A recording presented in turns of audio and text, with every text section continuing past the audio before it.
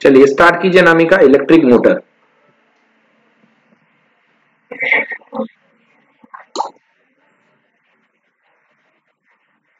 ये देखिए electric motor का सेटअप है, इसका डायग्राम बनाने को आता है। तो इसमें सबसे पहले देख लीजिए, यहाँ पे पोल पीस मैग्नेट होते हैं, मैग्नेट के पोल पीस। ये जो बेटा आपको एबीसीडी दिख रही है, यहाँ से लेके ये पूरा घूम के आ रही है, ये होती है क्वाइल आपकी, इसी को आर्मेचर बोलते हैं। और याद रखिएगा मोटर में दो स्प्लिट रिंग हुआ करती हैं और इसमें एक एक्सल रहता है। एक्सल के सहारे इसको बेटा अपन घुमाते हैं क्वाइल को, और बदले में हमें क्या मिलती है यहाँ पे, सॉरी, हम यहाँ पे इसके थ्रू इसमें करंट भेजते हैं और करंट जाती है तो बदले में ये हमको घूमता है। तो एक्सेल रोटेट होता जाएगा, रोटेशन से आप कुछ भी मूव करा सकते हो, ठीक है ना। और ज्यादा डायग्राम को थोड़ा व्यू करके देखें तो यहाँ पे बेटा दो ब्रशेस लगे होते हैं, ये कार्बन के दो ब्रश होते हैं। एक ये जो ब्लैक ब्लैक पार्ट दिख रहा है ना, ये कार्बन के दो ब्रश हैं इधर कोने में, ठीक है ना। और ये जो रिंग दिख रही है कॉपर की, इनको बोलते हैं हम लोग स्प्लिट रिंग। तो ये जो दो रिंग हुआ करती है कॉपर की, इन्हें हम स्प्लिट रिंग बोला करते हैं। गुड इवनिंग बेटा। तो ये स्प्लिट रिंग है, कार्बन ब्रशेस है एक्स एंड वाई। बाहर क्या लगी हुई है, बैटरी लगी हुई है एंड साथ में की लगी हुई है। पढ़ो बेटा principal Anamika.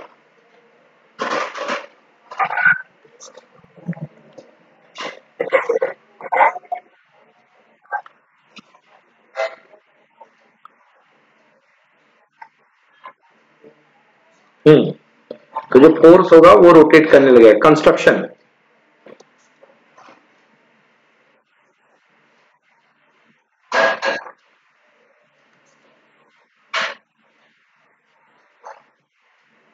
it is a loop, it is a loop।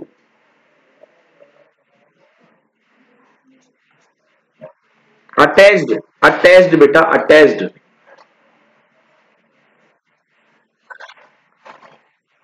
Rectangular loop. कितना गलत पढ़ रही हो बेटा अनामिका, अच्छे से पढ़ो। अच्छा रुक जाओ, एक मिनट रुको। अब ठीक है। Split rings are attach to rect, अच्छा अरे यार बच्चों, split rings are attached to rectangular loop, rectangular loop they are also called commutator। split ring को हम commutator बोलते हैं। commutator is a device which reverses the direction of flow of electric current through a circuit। brushes touch the split ring and battery is connected across the brushes। जो battery होती है वो brush के across connect होती है।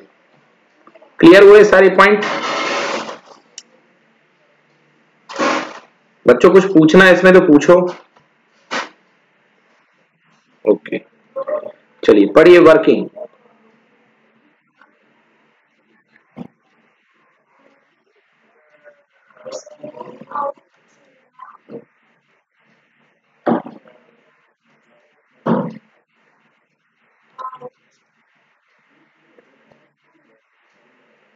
बेटा ये एक minute, electrical energy converted into, ये मैकेनिकल करने ला, ये मैग्नेटिक नहीं है, ये मैकेनिकल एनर्जी है। पढ़ो बट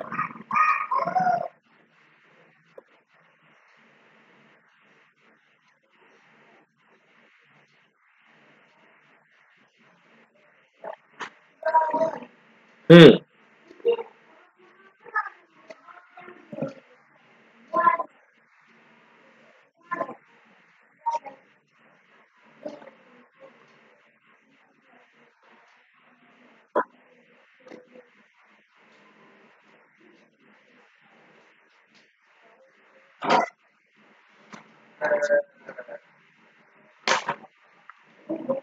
इससे करंट की डायरेक्शन जो लगातार बदलती है उसकी वजह से इस पे लगने वाले फोर्स की दिशा भी बदलती जाती है, जिससे कि कॉइल जो होती है लगातार मूव होती रहती है। अब पढ़ते हैं कॉमर्शियल मोटर, मतलब जो घरों में जो हम मोटर पानी वगैरह के लिए यूज करते हैं उसको बोलते हैं कॉमर्शियल मोटर। नॉट इंपॉर्टेंट, पढ़िए टू मेक,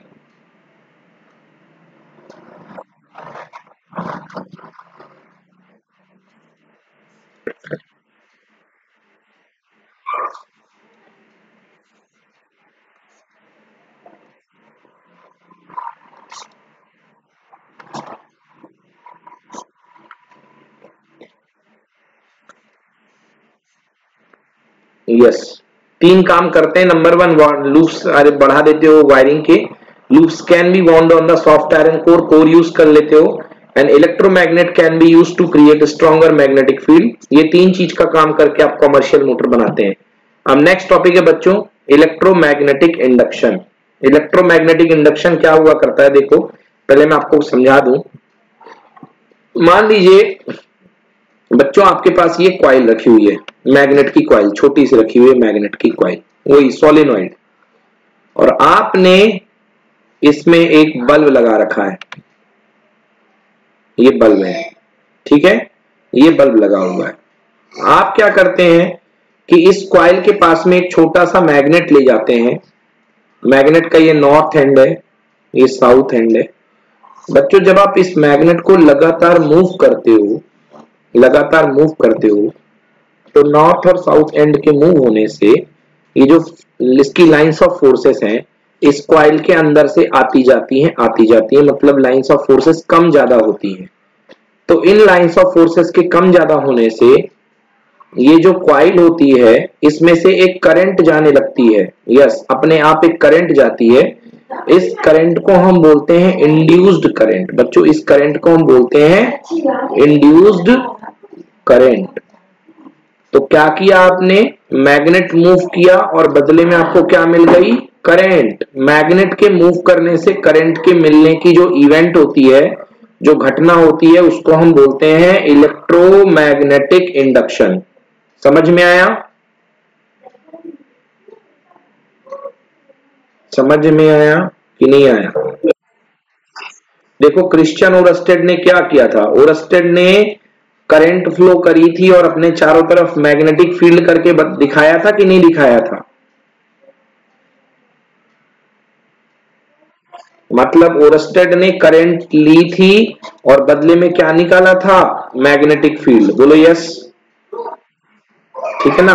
और इसका उल्टा काम किया माइकल फेराडे ने। माइकल फेराडे ने हाथ में मैग्नेट लिया और बदले में क्या निकाल करके दिखाया, इलेक्ट्रिक करंट। समझ में आया अब? हाँ, तो ऊपर वाली जो फिनोमिनन है उसको बोलते हैं मैग्नेटिक इफेक्ट ऑफ करंट, और नीचे वाली जो फिनोमिनन है उसको बोलते हैं इलेक्ट्रोमैग्नेटिक इंडक्शन। पढ़ो अनामिका, इलेक्ट्रोमैग्नेटिक इंडक्शन।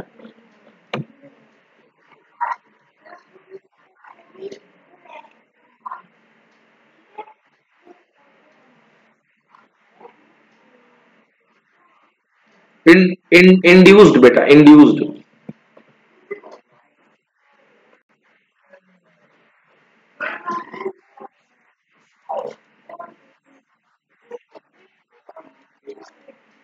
हम्म,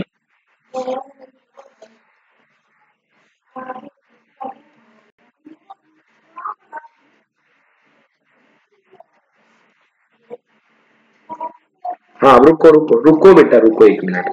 देखो बेटा ये एक कॉइल रखी हुई है, ये छल्ला गोल कॉइल रखी हुई है, और इस कॉइल से ध्यान से देखो, ये कॉइल कनेक्टेड है यहाँ पे, ये कॉइल का एक टर्न पूरा हुआ और ये कॉइल का जो दूसरा टर्न है ये इसमें लगा हुआ है। बोलो यस और नो, क्लियर है कि नहीं है? हाँ, तो बेटा जैसे ही आप यहाँ पे लेकर के आओगे, मैग्नेट को ऊपर की तरफ लेकर के जाओगे बेटा, तो मैग्नेट को जैसे ही आप ऊपर लेकर के आओगे तो बेटा इस डायरेक्शन में करंट चलेगी और करंट यहां से चल के वापस इधर से आएगी। मतलब करंट मैग्नेट के मूव करने से करंट बन गई, करंट सेट हो गई, और ये जो गैल्वेनोमीटर होगा डिफ्लेक्ट हो जाएगा। क्लियर हुआ? हाँ, अगर आप मैग्नेट को नीचे की तरफ झटके से लेके आओगे तो देखो क्या होगा बच्चों, उल्टे डायरेक्शन में करंट फ्लो होगी। ये जो लिखी हुई है ये करंट इस डायरेक्शन में फ्लो होगी और करंट फिर से इसके अंदर कॉइल के अंदर बन जाएगी इस डायरेक्शन की। ओके, यहां से जाएगी, यहां से वापस आ रही है, इधर से जाएगी, और फिर से देखो कॉइल का कांटा देखो इस तरफ जा रहा है, यहां देखो कॉइल का कांटा इस तरफ जा रहा है। बोलो यस और नो, ठीक है ना। अब मैग्नेट को आप उल्टा पकड़ लो, उल्टा पकड़ के साउथ पोल को इधर की तरफ ले जाओ बच्चों, तो साउथ पोल को इधर की तरफ ले जाओगे तो इस डायरेक्शन में करंट बनेगी। समझ में आया? कॉइल को नीचे की तरफ ले जाओ तो इस डायरेक्शन में करंट बनेगी, और अगर आप मैग्नेट को मूव नहीं करोगे तो देखो करंट का कांटा बीच में ठहरा हुआ है, मतलब कोई फर्क नहीं पड़ेगा। आया समझ में अभी एक्सपेरिमेंट की नहीं आया? मतलब जब जब आप मोशन करते हो कॉइल और मैग्नेट के बीच में तब तक करंट प्रोड्यूस होती है, और जैसे ही मोशन नहीं होगा करंट क्या रहेगी? जीरो। समझ में आया हर्षिता? चलो पढ़ो Anamika example. If there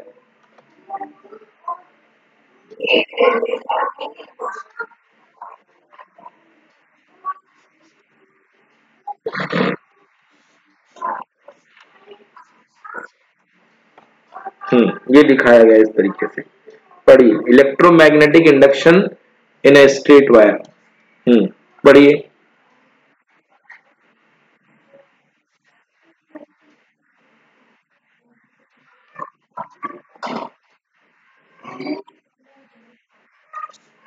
induced current.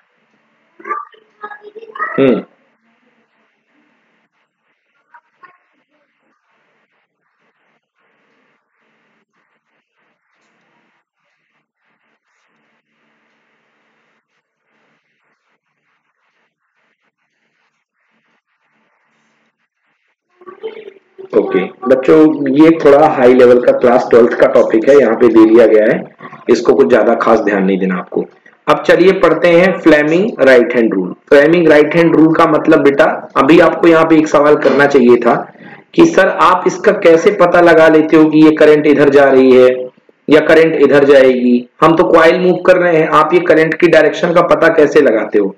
तो बेटा करंट की डायरेक्शन का पता लगाने के लिए जो रूल दिया गया है उसको बोलते हैं फ्लेमिंग राइट हैंड रूल। तो फ्लेमिंग राइट हैंड रूल कहता है कि अपने राइट हैंड में अगर आपकी फोर फिंगर यानी ये वाली फिंगर जो है ये किसको दिखा रही है? मैग्नेटिक फील्ड को। मैग्नेटिक फील्ड मतलब ये मदर फिंगर बन गई है ना, और ये वाली फिंगर किसको दिखा रही है? ये वाली फिंगर किसको दिखा रही है? थंब को। ये जो ऊपर जा रहा है ये थंब जो है, ये थंब किसको दिखा रहा है? ये कंडक्टर के मोशन को दिखा रहा है। किसको दिखा रहा है? कंडक्टर के मोशन को। समझ गए ना? मतलब मोशन मतलब जहां फोर्स लगेगा।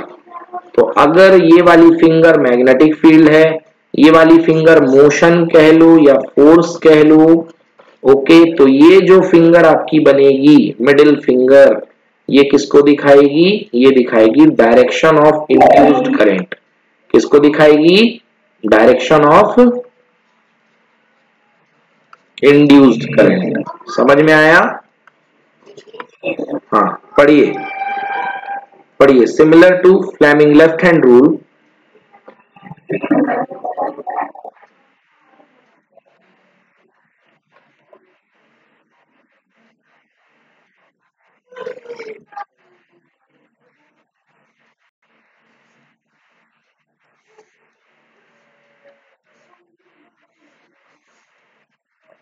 हाँ would give the direction of current. चलिए, तो सेंटर फिंगर जो होगी आपकी डायरेक्शन ऑफ करंट देगी, प्रोवाइडेड कि आपकी जो फोर फिंगर है वो मैग्नेटिक फील्ड दे रही है, ओके, और आपकी जो थंब है वो किसको दे रहा है? डायरेक्शन ऑफ मोशन को दे रहा है या फोर्स को। चलिए नेक्स्ट पढ़िए, AC and DC.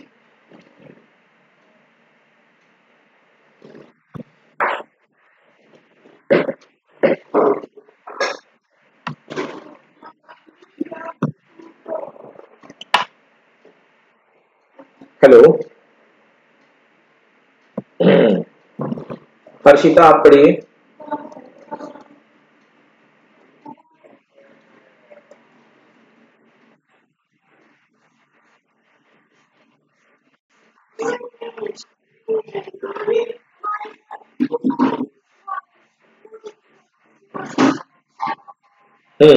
It has only one direction. DC में केवल एक डायरेक्शन होती है।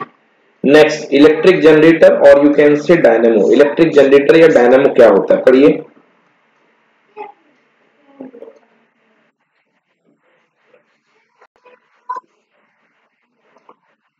ओके अभी आपने क्या देखा बेटा? मोटर। मोटर क्या होती थी? वो जो थी मोटर जो होती थी वो इलेक्ट्रिकल एनर्जी को मैकेनिकल एनर्जी में कन्वर्ट करती थी मोटर। अब इसका उल्टा होता है इलेक्ट्रिक जनरेटर या डायनामो, जो कि मैकेनिकल एनर्जी को किस में कन्वर्ट करती है, इलेक्ट्रिकल एनर्जी में। आपने डायनामो देखा है, देखा कि नहीं देखा, कहां देख लिया? हाँ हाँ, वही वो जनरेटर जो घर में लगा रहता है, बट आजकल तो इन्वर्टर चलते हैं। जनरेटर कहाँ लगा रहता है? शादी वगैरह में देखा होगा, शादी में बारात जब निकलती है तो पीछे एक मामा लेकर के धक्का देता रहता है ठेले के ऊपर, एक धुआं छोड़ता हुआ, बहुत खतरनाक सा धुआं छोड़ता है ना?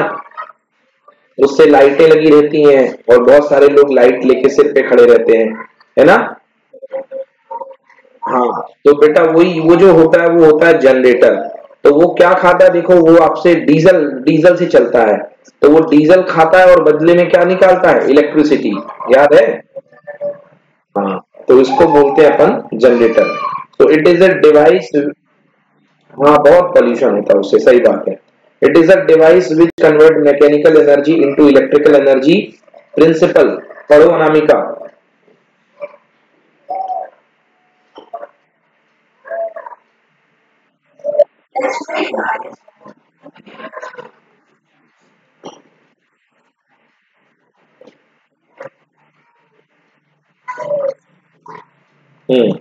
दो तरीके के जनरेटर होते हैं, एक होता है एसी और डीसी, ठीक है ना?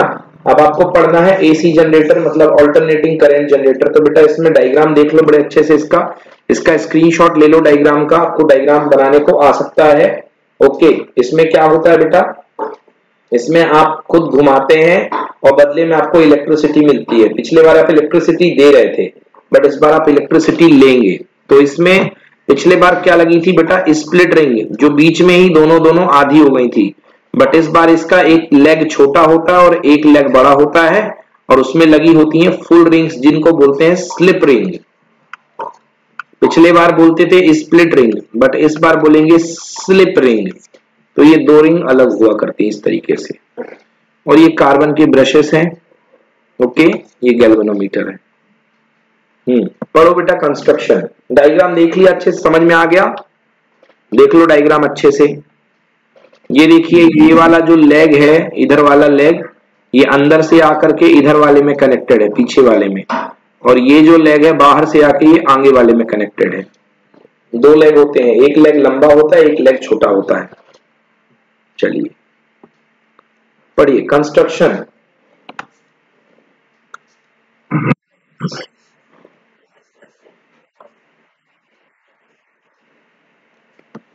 Using a magnet.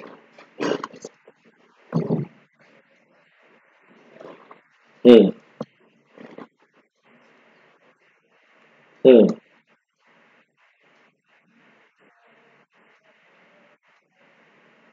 To full rings, बेटा तुम भूल गए, टू फुल आर अटैच्ड नहीं, two full rings are attached to the rectangular loop. Rectangular loop से दो फुल रिंग अटैच हुआ करती हैं, जिनको अपन स्लिप रिंग बोलते हैं। समझ में आया? हाँ, एक इस लेग के साथ रहती है और एक इस लेग के साथ अटैच रहती है, इसको बोलते हैं स्लिप रिंग। और एक इस तरफ कार्बन ब्रश रहता है और एक इस तरफ कार्बन का ब्रश। ये दो गुटके जो आपको दिखाई दे रहे हैं रेक्टेंगुलर ब्लॉक, ये होते हैं carbon brush. Two carbon brushes touch the two rings. और दोनों कार्बन ब्रशेस का कनेक्शन किससे होता है? गैल्वेनोमीटर से, करंट को देखने के लिए। समझ में आया? Both brushes from loop through both brushes form loop through galvanometer। दोनों ब्रश जो होते हैं वो गैल्वेनोमीटर से कनेक्ट होते हैं। नेक्स्ट वर्किंग, पढ़ो बेटा working.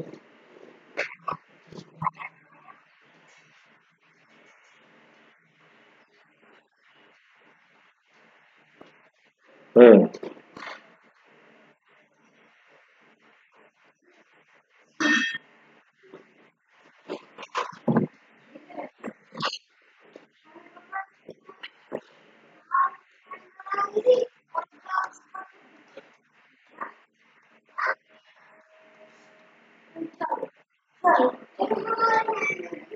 Another half revolution current flows in another direction. तो बच्चों इसलिए करंट आधे हाफ साइकिल में पॉजिटिव ऊपर की तरफ जाती है और फिर नीचे की तरफ जाती है, मतलब करंट लगातार अपनी अपनी डायरेक्शन आधे आधे समय के बाद बदलती रहती है, इसलिए प्रोड्यूस होने वाली करंट को बोलते हैं बच्चों हम लोग एसी करंट या ऑल्टरनेटिंग करंट। बेटा नेक्स्ट पढ़ो DC generator.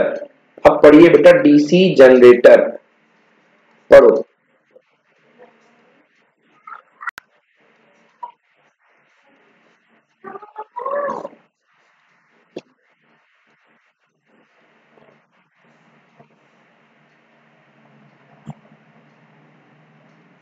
Harshita continue. Split ring makes the current I to flow in single direction through galvanometer. Okay done. तो देख लीजिए ये है आपके पास बेटा डीसी जनरेटर। इस तरीके का आपका डीसी जनरेटर दिखाई देता है। देखो दोनों रिंग आधी आधी है ना, आधी आधी। ध्यान से देखो यहाँ पे रिंग जो लगी हुई है ये हाफ है। पहली वाली क्या थी, फुल रिंग थी, बट ये रिंग देखो कनेक्ट डिसकनेक्टेड है। तो ये है बेटा आपका डीसी जनरेटर।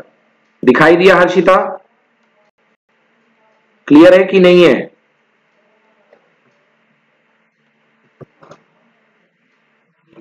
ओके ओके तो ये हो गया, ये डीसी जनरेटर होता है बेटा। इसमें ये कम्यूटेटर, स्प्लिट रिंग को ही कम्यूटेटर बोलते हैं।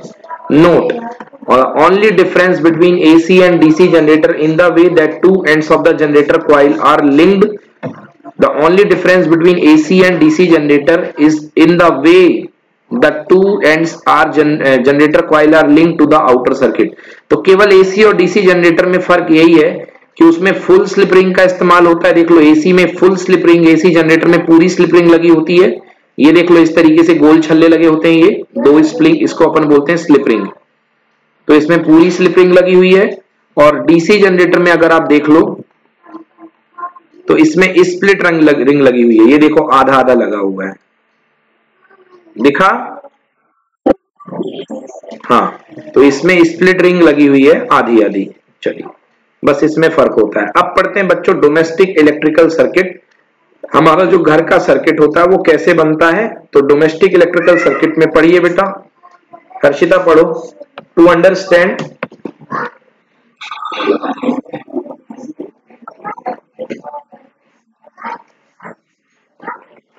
हाँ फ्यूज क्या होता है। यस ये क्वेश्चन आता है बेटा, इस बार आ सकता है। व्हाट इज फ्यूज, तो फ्यूज क्या होती है।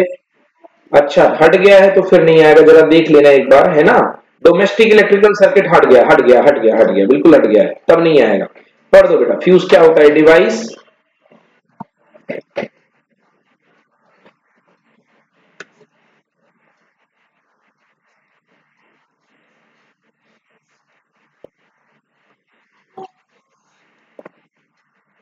एग्जैक्टली। चलिए नेक्स्ट हाउ पढ़ो बेटा।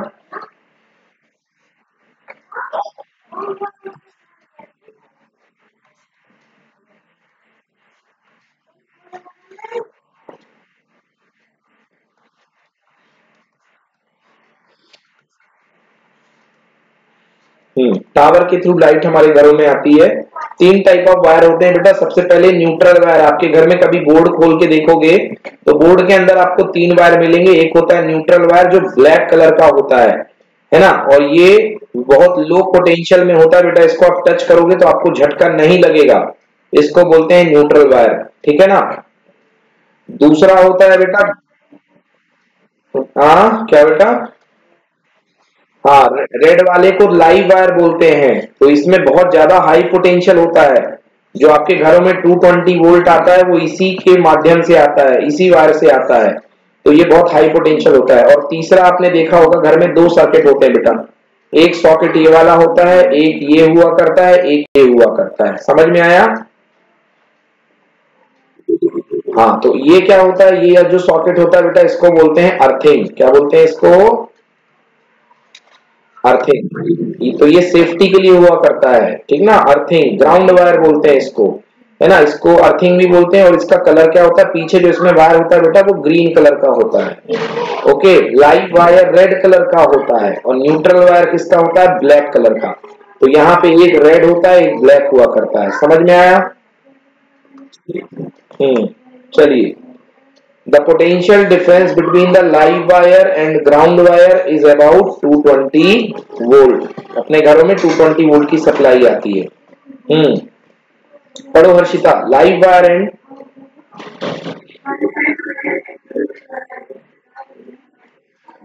एक मिनट बेटा, एक मिनट, इसका डायग्राम नहीं बना है बुक में। चलिए कोई बात नहीं, तो इसका डायग्राम नहीं बना हुआ है आपकी बुक में, बट डायग्राम बना हुआ है आपके बुक में इसका डायग्राम बना हुआ है। तो मैं थोड़ा सा एक्सप्लेन आपको करके दिखाई देता हूँ, पहले इसको एक बार कर लीजिए, फिर इसके बाद मैं आपको बता दूंगा। देखिए क्या होता है, जब इलेक्ट्रिसिटी बोर्ड से सबसे पहले जो होता है, इलेक्ट्रिसिटी बोर्ड से सबसे पहले आपके पास दो वायर आते हैं, एक होता है लाइव वायर, एक होता है न्यूट्रल वायर। दो वायर आया करते हैं इलेक्ट्रिसिटी से, बिजली ऑफिस से दो वायर आते हैं, एक लाइव वायर और एक न्यूट्रल वायर। अब सबसे पहले क्या लगा होता है बेटा, फ्यूज बॉक्स लगा होता है। सबसे पहले फ्यूज बॉक्स लगा होता है। ये फ्यूज बॉक्स क्यों लगा होता है, ये फ्यूज बॉक्स इसलिए लगा होता है, मान लो कभी ज्यादा इलेक्ट्रिसिटी आ गई, ज्यादा करंट आ गई, और फ्यूज बॉक्स के बाद मीटर लगा रहता है, मीटर, तो ऐसा ना हो कि मीटर उड़ जाए, तो मीटर की सुरक्षा के लिए पहले वो लोग एक खुद फ्यूज बॉक्स लगाते हैं। पढ़ो, लाइव वायर,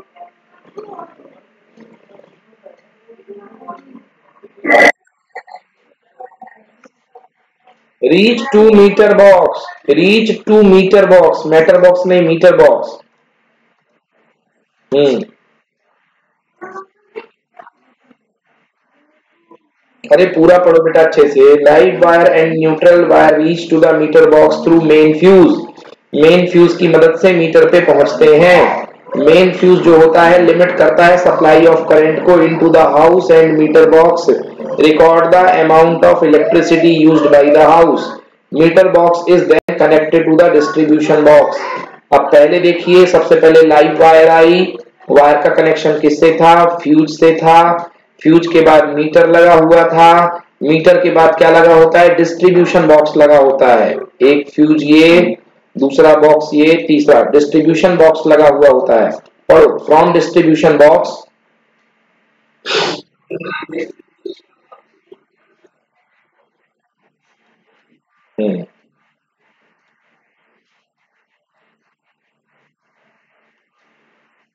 एंड अदर, एक minute, and one wire 5 ampere fuse for a small device, ये लिखा है, one wire 15 ampere fuse for heavy devices and one wire 5 ampere fuse for small devices. This network when set up allows electricity to flow in house. जब आपको ये network बना लिया जाएगा तो आपके घर में ये फ्लो होने को, करंट को भेज दिया जाएगा। पढ़िए, fuse in the,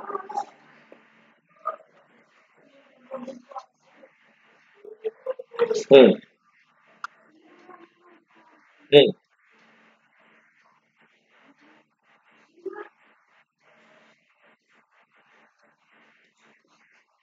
hmm short circuiting पढ़ो।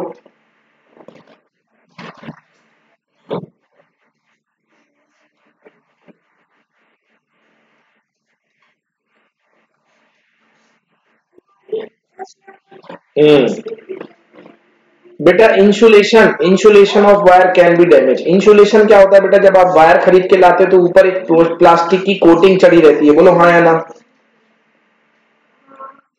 बेटा ज्यादातर दुकानों में आग क्यों लगती है, शॉर्ट सर्किट की वजह से। लगती कि नहीं लगती बताओ, तो कैसे होती है शॉर्ट सर्किट, क्या होता है बेटा, दो वायर जो होते हैं वो चिपके रहते हैं, चिपके रहते हैं ना।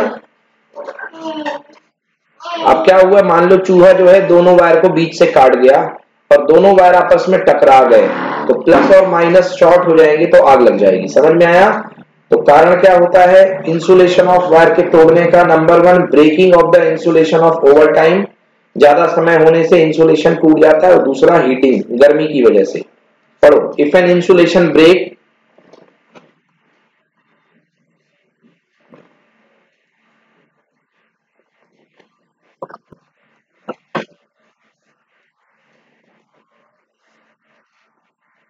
हाँ अगर मान लो लाइव वायर जा रही है, यहां से इसका इंसुलेशन टूट गया और ये कोई अप्लायंसेस के कनेक्ट में आ गई है, तो इसकी पूरी की पूरी करंट उस अप्लायंसेस में चली जाएगी। समझ गए ना, और ये बहुत खतरा होगा। चलिए नेक्स्ट पढ़िए। अब पढ़ते हैं ग्राउंड वायर। ग्राउंड वायर मतलब अर्थिंग। पढ़ो ग्राउंड, देखो जमीन पे की बात अलग है, अप्लायंस की बात अलग है। मैंने कहा वायर टूट करके मान लो कूलर पे गिर गया, कूलर के ऊपर, बोलो यस। अब जो कूलर को छुएगा वो बचेगा क्या? हाँ, कूलर प्लास्टिक का हुआ तो बच जाएगा। जमीन पे टूट के गिरेगी तो कुछ नहीं होगा जब तक कोई इंसान खुद टच कर लेना है। जमीन को टच करने से कुछ नहीं होगा, बट यदि जमीन में पानी भरा हुआ है, बारिश हुई है, तो फिर उसमें भी शॉक लगेगा। ठीक है। पढ़ो ground wire.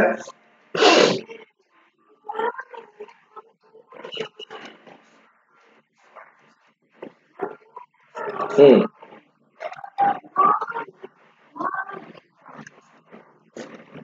Appliances, appliance appliances मतलब उपकरण, कोई भी चीज घर में, प्रेस, कोई भी सामान। हाँ, इट कैन बी वेरी। हम्म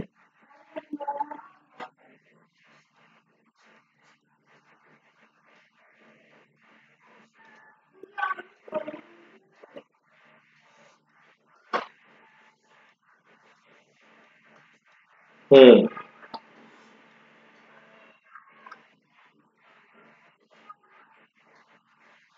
हम्म ठीक है ना। Ground wire goes to all appliances having metallic body. जो ग्राउंड वायर होता है जिन भी अप्लायंसेस की मेटेलिक बॉडी होती है उन सब में दिया जाता है। ठीक ना। तो इसलिए जितने भी आप मेटेलिक बॉडी वाले, जैसे कूलर है ना, फ्रिज है, इन सब में देखना वो तीसरा सॉकेट रहा करता है ना। इन सब का कनेक्शन ग्राउंड वायर से किया जाता है। क्लियर है? चलिए, तो बच्चों ये हो गया आपका चैप्टर मैग्नेटिक